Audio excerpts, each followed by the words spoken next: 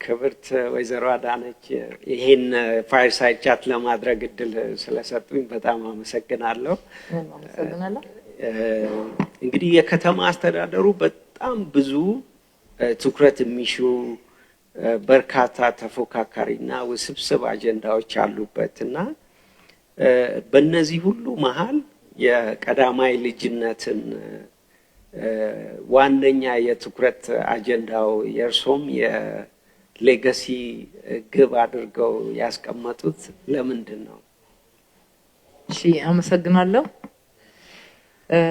እርግጥ ነው በጥያቄው እንደተነሳው በርካታ ውስብስብ ጥያቄዎች እንዲሁም ደግሞ የቆዩ የከተማው አጀንዳዎች ጊዜን ያስቆጠሩ ዘመንን የተሻገሩ የህዝብ የልማት የማህበራዊ ፍትህ የመሳሰሉ ጥያቄዎች አሉ። በሌላ በኩል ደግሞ በየጊዜው ከእድገት ከለውጥ ጋራ እያደጉ የጨመሩ የሚመጡ የነዋሪው ጥያቄዎች አሉ።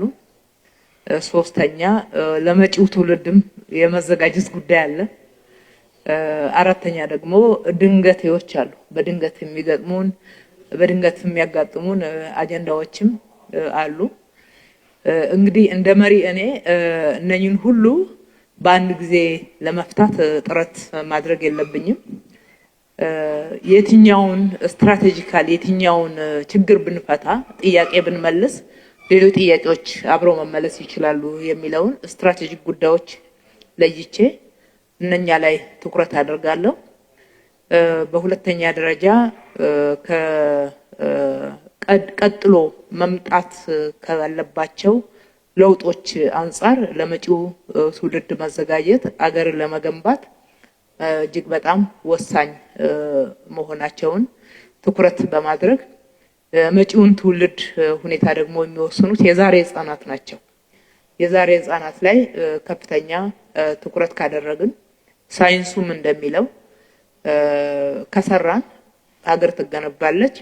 እንደዚህ ዛሬው ስብስብ ናቸው የምንላቸው ትልልቅ ችግሮችን እየተከመሩ አይሄዱ ከወዲሁ እየተፈቱ የሚሄዱና ችግርን መፍታት ብቻ ሳይሆን ሀገርን መገንባት የሚችሉ በርካታ አእምሮዎችና ብቃቶችን ማግኘት የምንችለው ህፃናት ላይ ኢንቨስት ካደረግን ነው። ህፃናት ላይ ኢንቨስት ያደረግነው በብዙ እጥፍ ነገ እንደሚከፍለን በማመን ህፃናትን ቅድሚያ ሰጥተናል። ደግሞ እኔ እንደናትም ህፃናት ላይ ኢንቨስት ማድረግ ምን ያክል ለውጥ ሊያመጣ የሚችል ከህይወት ተሞክሮ ጭምር የማውቀው ስለሆነ ለህፃናት ቅድሚያ ሰጥተናል። ዋና የሌጋሲ ጎልም አድርጌ የመረጥኩበት ምክንያት ይሄ ነው። በጣም እናመሰግናለን። እንግዲህ ክብርት ወይዘሮ አዳነች መጀመሪያ የነገሩኝን መቼም አልረሳውም። በአዲስ አበባ ከተማ ታሪክ የመጀመሪያዋ ሴት ከንቲባ ነውና ሴት ከንቲባ ሆኜ ከተማዋን ለልጆች ምቹ ለእናቶች ምቹ ካላረኩ ምንድነው የዚህ ስልጣን ጥቅሙ የሚል ነበር የነገሩኝና ይሄን አሁን በተግባር ማሳየት ከመረጡት ግብም አንፃር ትኩረት አድርጎ መሄዶ በጣም የሚያስመሰግን ነው። ክብር ከንቲባ እንደው ይሄን ራዕዮትን ለማሳካት በጣም አምቢሽየስ የሆኑ አጀንዳዎችን ቀርጸው ነበር። ለምሳሌ 5000 የሚደርሱ አዳዲስ የፓረንታል ኮችስን አሰልጥኖ መቅጠር፣ ከ12000 በላይ የልጆች መጫወቻ ቦታዎችን ለመገንባት፣ ከ1000 በላይ የዴይ ኬር ሴንተሮችን በከተማ ውስጥ ለማቋቋም እና ሌሎች እንደዚህ መሰል በጣም ትልልቅ ግቦችን አስቀምጠዋል እና ይሄን ለማሳካት ምን አይነት ስርዓት ነው የዘረጉት? ይሄን ያስቀመጡትን የተለጠጠ ግብ ለማሳካት እንዲያስችል ምንድነው ሲስተም የዘረጉት?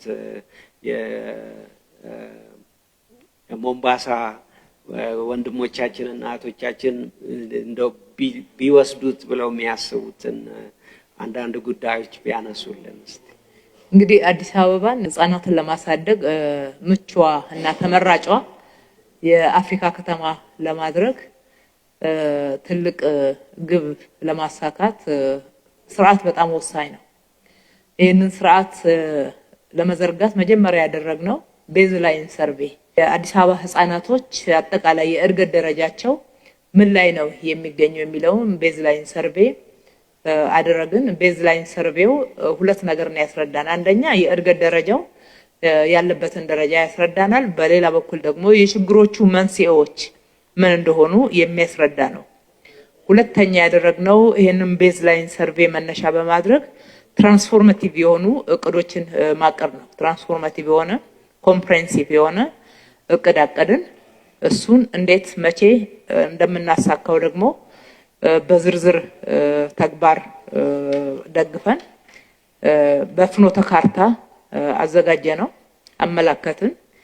ለሱ የሚያስፈልግ ደግሞ ስትራቴጂክ የሆኑ ሊደርሺፕ እና ጽህፈት ቤቶች እንዲኖሩ የማድረግ ስራ ነው የሰራነው። የዘረጋነው ስርዓት ይሄንን ነው የሚመስለው። በጣም የሚያስመሰግን ስራ ነው። እንደው ይሄ የቤዝላይኑ ባሳየው ጥናት መሰረት ወጪ ቆጣቢ በሆነ መንገድ እና በተለይ ደግሞ በድህነት ውስጥ ላሉ ይበልጥ ተጋላጭ ለሆኑ ህጻናት ለመድረስ ምን አይነት ስትራቴጂ ነው የቀረጹት? እንዴት ነው እነዚህን ተጋላጭ የሆኑ ልጆችን የሚደርሱባቸው? መጀመሪያ የረዳን ቤዝላይን ሰርቬው ነው። ቤዝላይን ሰርቬው በዋናነት ያገዘን ህጻናቱን የእድገት ደረጃና የችግሮቹን መንስኤ አሳይቶናል። እሱም መነሻ አድርገን ሁሉንም ባንዴ መቀየር ስለማንችል የቱ ጋር ማትኮር እንዳለብን ከየቱ መጀመር እንዳለብን ቅደም ተከተል እንድናስይዝ አድርጎናል። ቤዝላይን ሰርቬው ህጻናቶቹ ጋር በቀላሉ መንገድ መድረስ የምንችልባቸው ስትራቴጂዎችን እንድንቀርጽ እሱን ደግሞ ግልጽ በሆነ ፍኖተ ካርታ ማመላከት እንድንችል አድርጎን በዝርዝር የትራንስፎርማቲቭ እቅዳችን ውስጥ አስቀመጥነው። እሱን መነሻ አድርገን ለሱ የሚያስፈልጉ ዋና መሰረታዊ የሆኑ ስራዎችን ሰራን። ለምሳሌ እናቶችን የሚያማክሩ ወላጆችን የሚያማክሩ 5000 ያክል የፓረንታል ኮቺንግ የምንላቸው ኦፊሰሮችን ወስነን እንድንቀጥር ያደረገን የእውቀት መጓደል እንዳለ በደንብ ስላሳየን ነው።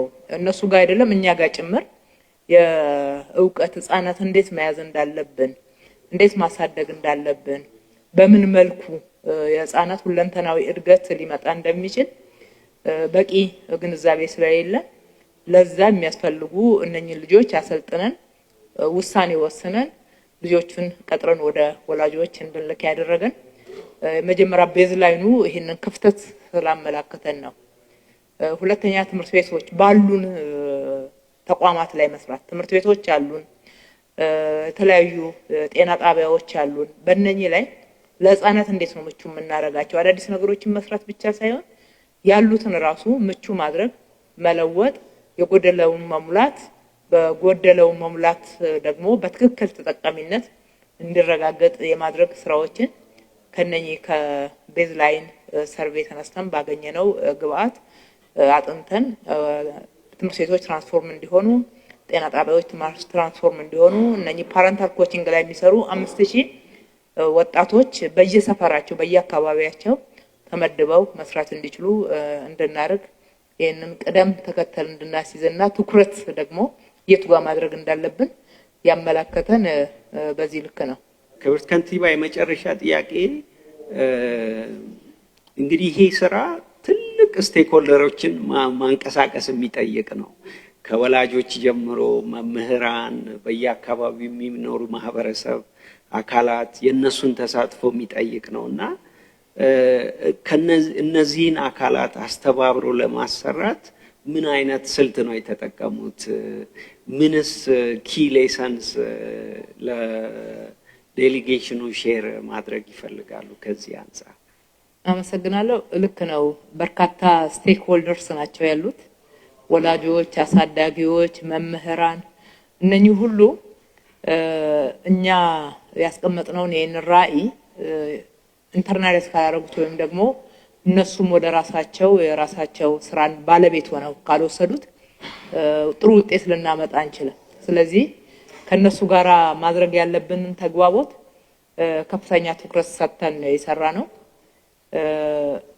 አንደኛ እንዲያውቁት ግልጽነት እንዲፈጠር ማድረግ፣ ልጆችን በዚህ ደረጃ ሁለንተናዊ እድገት ለማምጣት የሚያስችል ውጤታማ ስራ መስራት እንደሚያስፈልግም እንዴት መሰራት እንዳለበትም ለምን ይሄንን መስራት እንዳለብንም ተደጋጋሚ ውይይቶች ማድረግ ነበረብን። ገጽ ለገጽ በተለያዩ አጫጭር ጽሁፎች በሚዲያ ጭምር እየተጠቀምን ግንዛቤው እንዲመጣ ተግባቦት ላይ መድረስ እንድንችል የመስራት ስራ ነው።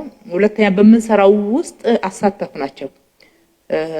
እኛ እየሰራን ለነሱ ማስረዳት ማስተማር ሳይሆን አብረን እንድንሰራ ማድረግ፣ እነሱ ባለቤት ሆነው ስራውን እንዲሰሩት የማድረግ ነው። መምህራኖች በየትምህርት ቤቱ ብንሄድ ባለቤት ሆነው ነው የሚሰሩት። የህፃናት ክፍሎች በየጤና ጣቢያ ስንሄድ ባለቤት ሆነው ነው የሚሰሩት። ወላጆች የሚሳተፉባቸው የስራ ቦታዎችንና የስራ አይነቶችን ለይተናል። ወላጆች ይሳተፋሉ። ስለዚህ በባለቤትነት በጋራ እንድንይዘው ማድረጉ ተግባቦቱን እንዲሳለጥ አድርጎታልና እንዲፋጠንም አድርጎታል። ይህንን መነሻ በማድረግ እየሰራን ሳለን በተሳትፏቸውን በስራ ብቻ ሳይሆን በተለያየ በጉልበታቸው በገንዘባቸው የተለያዩ ነገሮች ማስተዋጽኦ እንዲያደርጉበትና ባለቤትነታቸው የበለጠ እንዲዳብር የማድረግ ስራ የሚጨምር ነው። እንግዲህ ወደ ተግዳሮት ስንመጣ የመጀመሪያው ተግዳሮት ከተለመደው አሰራር መውጣትና ወደ አዲሱ ስትራቴጂክ ግቦችን ለማሳካት ወደ አዲሱ አሰራር ለመግባት ተግዳሮት ገጥሞን ነበር። በተለይም በትምህርት ቤቶች ተማሪዎች ህፃናት በተለመደው ህፃናትን የማስተማር ዘዴ ሳይሆን በጨዋታ ቢማሩ ነው የተሻለ የሚረዱት፣ የሚገባቸው፣ ፈጣን የሚሆኑት፣ የተሻለ እድገት የሚያመጡት የሚለውን ለማስረዳት በጣም ጊዜ ወስዶብናል።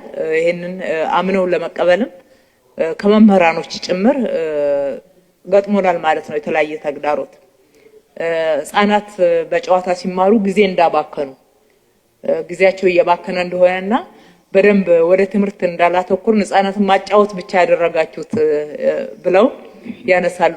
ያ ጨዋታ ትምህርት እንደሆነ ለመቀበል የተቸገሩበት ጊዜ ነበረና ይሄንን አስቀድመን እኛ ራሳችንን አዘጋጅተናል። ይሄ ሊገጥመን እንደሚችል ራሳችንም አምነን ወደዚህ ለመግባት የፈጀብን ጊዜ አለና ስለዚህ ያንን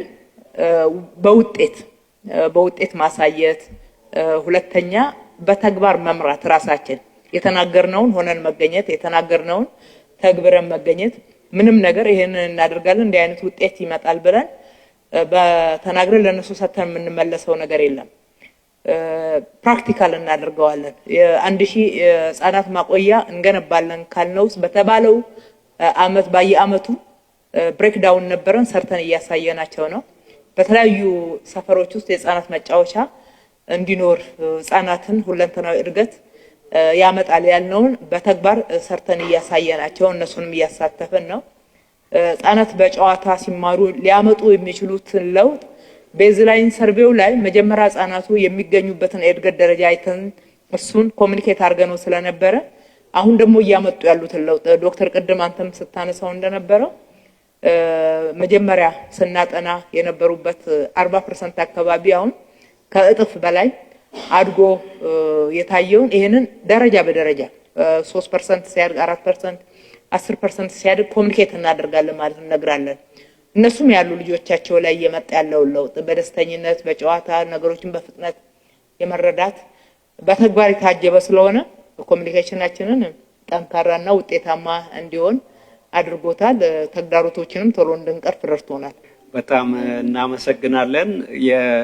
የመጨረሻ ጥያቄ ነበር ያልኩት ልክ ዶክተር ከበደን ሳየው የአፍሪካ ሴንተር ፎር ኤርሊ ቻይልድሁድ ዴቨሎፕመንት ትስላለኝ ይሄ ፕሮግራም እንዲሳካ ከስትራቴጂክ ፕሮግራም ማኔጅመንት ኦፊሱ ጋር በመሆን ዴሊጌሽኑን ሆስት እያደረጉልን ያሉት እነሱ ናቸውና እንደው ስለዚህ ስላቋቋሙት ሴንተር ኦፍ ኤክሰለንስ ያሉትን ቪዥን በከተማው በኢትዮጵያ በአህጉሩ ምን ቢና ቢጫወቱ ይሻላል ብለው እንደሚያስቡ ለሞምባሳ ባልደረቦቻችንም ሼር ቢያደርጉልን ጥሩ ነው።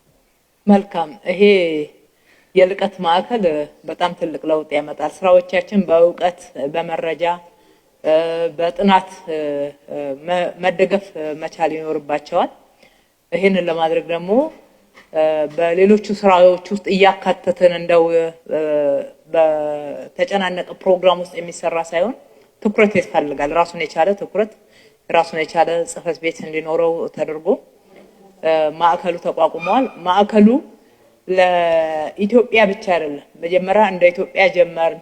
የኢትዮጵያ ከተሞችም መተው ይሄንን ኢኒሺዬቲቭ የቀረጹና ወደ ሀገር ደረጃም ያደገ ስለሆነ እዚህ የምናሰለጥንበት ፕሮግራሙን የሚመሩበትን ዕውቀትና መረጃ የሚያገኙበት ማዕከል እንዲሆን ተደርጓል።